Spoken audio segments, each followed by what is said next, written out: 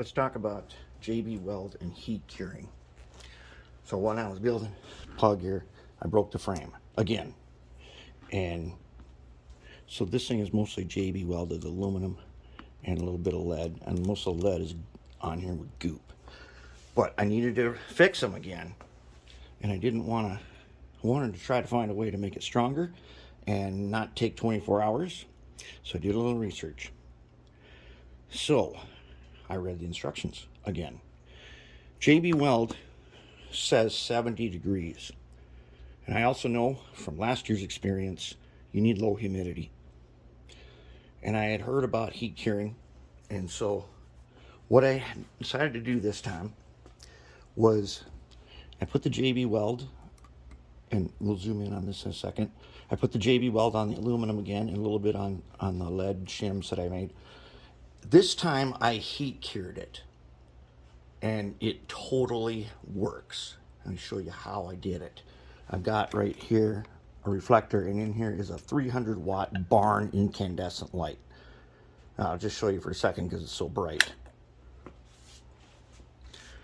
Okay, so this thing gets really hot. And I got this cork here so that it doesn't heat up anything around it.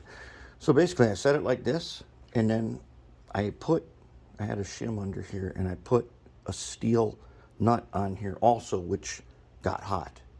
So they say if you put this in the oven on 275 for like 15 minutes, your JB Weld's fully cured. Well, I left it under the heat lamp for about 4 hours while I was doing other stuff, and it cured strong. In fact, to check it, I milled this out to see how strong it was really going to be. And hold it. Okay. It's really strong now. And it's just barely hanging on here. Not only that, this is these lead shims. They should be pretty weak, although they are JB welded on here also. And it's now just on bare edge right there.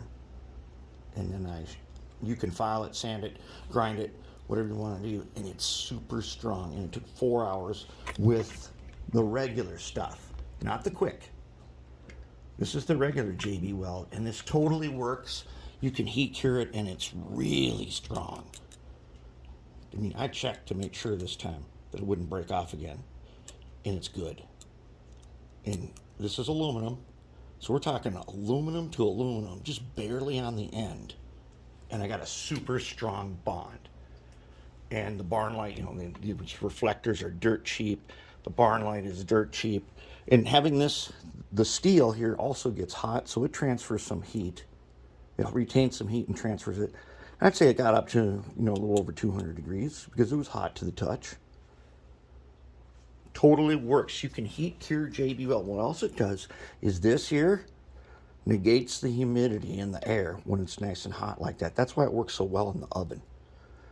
So if you want to quickly cure JB Weld, adding a little heat.